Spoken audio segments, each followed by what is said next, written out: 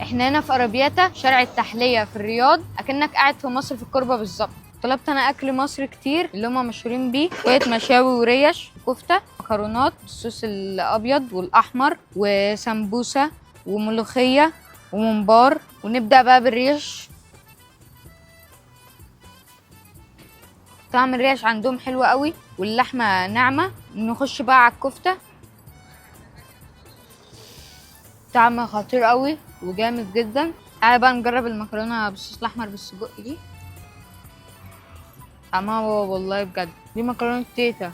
تعالى بقى نجرب الملوخية. الملوخية دي أهم حاجة، لو وحشة يبقى المحل كله وحش. خطيرة خطيرة جدا، جامدة أوي والله. الحاجتين الأخرى بقى السمبوسة والممبار. يلا بينا نجرب السمبوسة.